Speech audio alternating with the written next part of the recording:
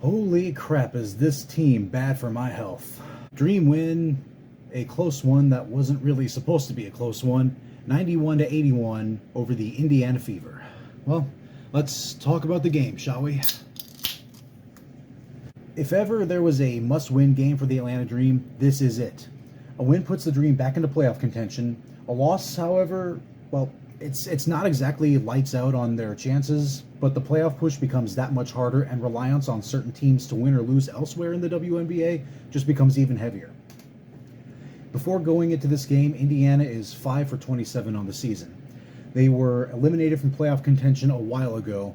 Their 5 wins came over Minnesota, New York, LA, Minnesota again, and Chicago of all teams.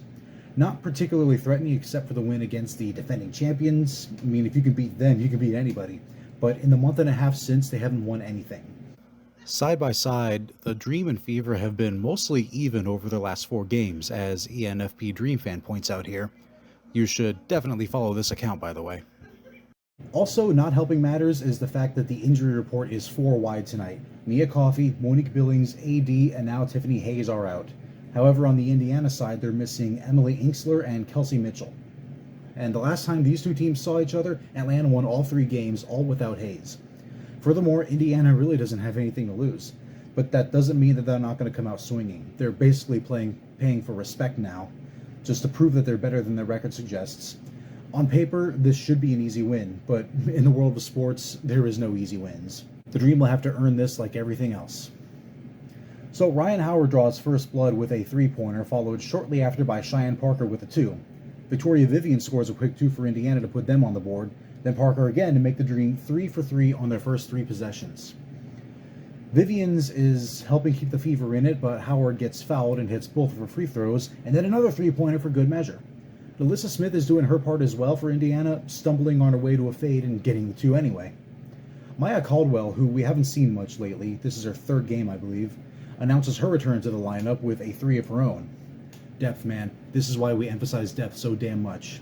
Cheyenne Parker is still knocking them down. Howard is continuing the trend of just attacking the post head-on at all costs, and now scary Arie McDonald, doing what she does best, not to mention Christy Wallace. The starters and the bench are all doing their part on both sides of the court. Maya Caldwell just cannot stop hitting 3-pointers. Atlanta is 77% from the field and lead 36-17 after 1.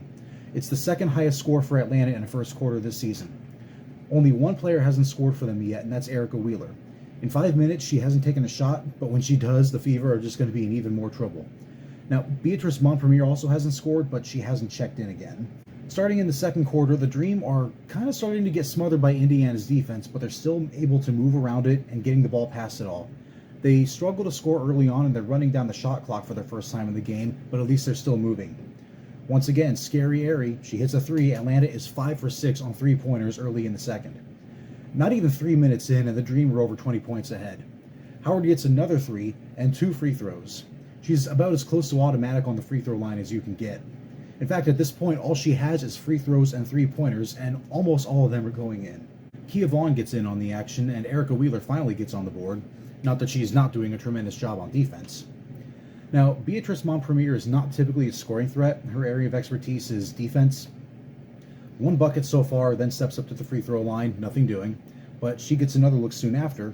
Again, no points, but Caldwell pulls it down. Quick pass to Wallace, 3 points. When one of them can't go, the rest of the crew is there to back them up, and I love to see it. 62-34 at the half. Atlanta has 68 total points against the Wings the last game. Now they have 62 points in the first half tonight against Indiana. They're 62% from the field, 38% for Indiana. Rebounds are 21-12. Christy Wallace has not missed the net at all yet. She's 5 for 5 from the floor, including 2 3-pointers. 20 seconds into the third period, Parker scores a 2. Indiana scores 5 points over the next 2 minutes, though. And Ryan Howard is starting to get some fouls. She gets 3 in the first 3 minutes.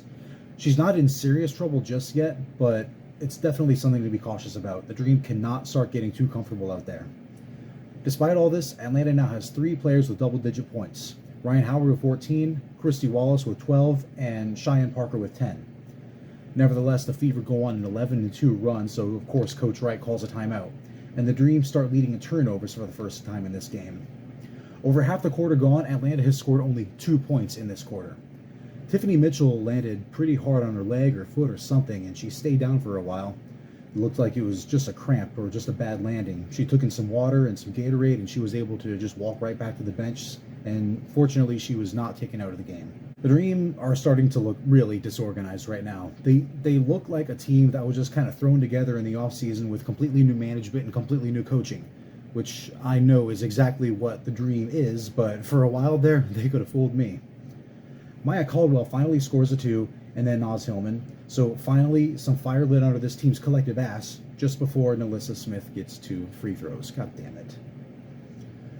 Naz Hillman comes through again, overcoming the cluster of coverage in the paint. Unfortunately, that gets wiped out since it was determined she actually hit a defender in the face on the follow-through and got charged with an offensive foul, just as the Dream were starting to heat up.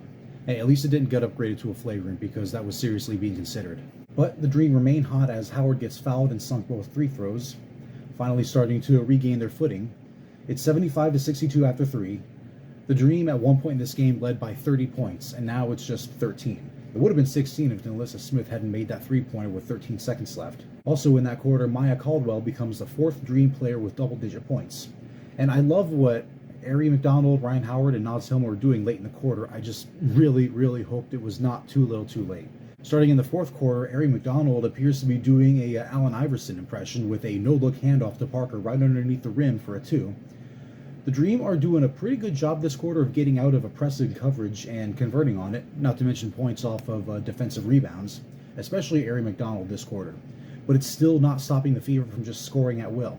Not everything the Dream are shooting is going in, but the Fever are just connecting everywhere. Vivians and Smith are really bringing the Fever's deficit to only 6 points. Erica Wheeler almost gets a shot clock violation before getting the ball just brutally stripped from her. They go on a breakaway, and then from out of freaking nowhere, Ryan Howard just slaps it down. The Dream take possession. Ryan Howard gets it back, just casually steps into an open space and hits an easy 2. It was an incredible sequence, something this team sorely needed. There is no Rookie of the Year debate. It's Ryan Howard. That's it. That's the debate. Atlanta was able to gain some of the ground they lost thanks largely to Howard, McDonald, and Parker late in the 4th. The Dream take this one 91-81, but it could have so easily gone the other way. This team is just so unorganized, and it is showing. Talented as all hell. The talent is absolutely there. There is no debate about that. The development just has a ways to go.